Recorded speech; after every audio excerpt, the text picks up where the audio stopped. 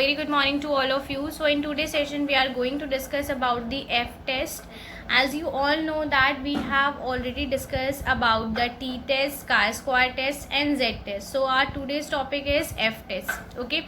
See, basically F test क्या होता है? The objective of the F test is to discover whether the two independent estimate of the population variance differ significantly or whether the two samples may be regarded as drawn from the normal population having the same variance. It means that basically हम क्या करते हैं, F test को discover करते हैं क्या देखने के लिए कि जो दो इंडिपेंडेंट एस्टिमेशन है पॉपुलेशन के, उनके वेरिएंस में कोई सिग्निफिकेंट डिफरेंस है या फिर नहीं है। इस चीज़ को देखने के लिए हम किसका यूज़ करते हैं, एफ टेस्ट का यूज़ करते हैं। इसके साथ साथ हम ये भी देखते हैं कि वेदर द टू सैम्पल्स में भी regarded as drawn from the normal population, कि आपके जो भी दो सैम्पल ड्रॉन किए गए हैं वो आपके नॉर्मल पॉपुलेशन से किए गए हैं या और दोनों का सेम वेरिएंस है। इस चीज़ को भी टेस्ट किया जाता है एफ टेस्ट में। ओके, सो यहाँ पे आपको दो चीज़ें टेस्ट करनी है। पहला ये कि आपके जो दो वेरिएबल्स हैं उनके दो एस्टिमेशन हैं पॉपुलेशन के, उनके वेरिएंस के बीच में कोई सिग्निफिकेंट डिफरेंस है या फिर नहीं है। दूसरी चीज़, वो दोनों वेरिएंस आपके नॉर्मल पॉपुलेशन से लिए गए हैं या नहीं लिए गए हैं और उनके वेरिएंस सेम हैं या फिर नहीं है। ओके, एफ टेस्ट निकालने का फॉर्मूला क्या होता है?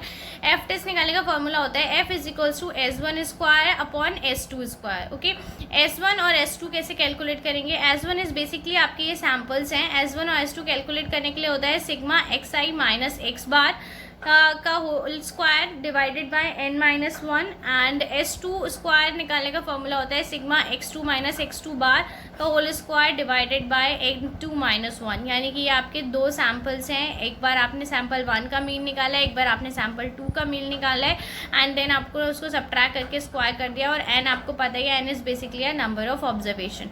उसके बाद हम कंपेयर कर लेते हैं कि आपका S1 बड़ा है या S2 बड़ा है। तो इसी तरीके से हम अपने एफ टेस्ट को कंडक्ट कराते हैं। अगर मैं अजम्पशन की बात करती हूँ कि बेसिकली एफ टेस्ट में अजम्पशन क्या होते हैं, तो first assumption is the population for each sample must be normal distributed with identical mean and variance. It means that कि जो भी आपका population है, ईच सैम्पल की जो पॉपुलेशन है वो नॉर्मल डिस्ट्रीब्यूशन के अकॉर्डिंग होनी चाहिए with identical mean and variance, और उसका मीन और वेरिएंस कैसा होना चाहिए? आइडेंटिकल होना चाहिए। ठीक, नेक्स्ट आपका assumption हो जाता है all sample variance must be randomly selected and they must be independent. जितने भी सैम्पल वेरिएंस हैं वो आपके रैंडमली सिलेक्टेड होने चाहिए और एक दूसरे से क्या होने चाहिए? इंडिपेंडेंट होने चाहिए। ठीक, the ratio of standard deviation and one square and standard 1 square and standard 2 का square should be equal to और ग्रेटर देन 1। यानी कि स्टैंडर्ड डेविएशन के जो स्क्वायर है, स्टैंडर्ड डेविएशन सैम्पल 1 का और स्टैंडर्ड डेविएशन आपका सैम्पल 2 का, यानी कि एक तरीके से आप ये हो गया वेरिएंस आपका।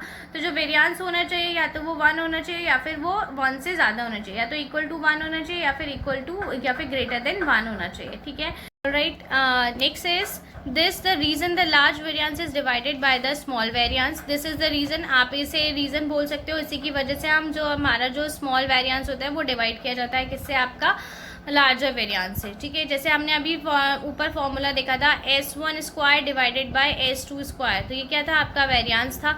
आपने स्मॉल वेरिएंस और ग्रेटर वेरिएंस यहाँ पे कैलकुलेट किया और देन उसके बाद आपने उसको डिवाइड करके एफ टेस्ट की वैल्यू निकाली है। नेक्स्ट देखते हैं, since the F distribution is always formed by the ratio of square value. ठीक है, यानी कि आपका जो भी आपका एफ टेस्ट होता है वो हमेशा कैसे फॉर्म किया जाता है? आपकी स्क्वायर वैल्यू से फॉर्म किया जाता है। अगर आप यहाँ देखो, जो मैंने आपको ये बताया था कि यहाँ पे F is equals to S1 का स्क्वायर डिवाइडेड बाय S2 का स्क्वायर, तो यहाँ पे आपके दो वेरिएंस कैलकुलेट हो गए। तो ये तो आपका स्क्वायर का ही बेसिकली डिस्ट्रीब्यूशन होता है। इसमें ये रेशियो है आपके स्क्वायर वैल्यूज़ का, जो मैंने अभी आपको बोला कि आपका जो एफ टेस्ट होता है कि जो वो रेशियो होता है आपकी स्क्वायर वैल्यूज़ का।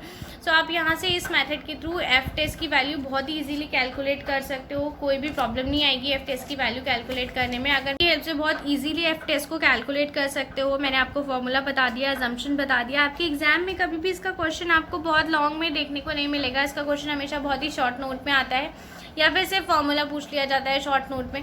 तो आप इसके थ्योरेटिकल पोर्शन पर ही फोकस करिए, न्यूमेरिकल इसका आता ही नहीं है, इसलिए दैट्स व्हाई मैं इसका न्यूमेरिकल नहीं कराऊंगी। इनकेस अगर आपको थ्योरी पोर्शन में कोई भी डाउट है, you can ask me any time. Thank you, have a good day.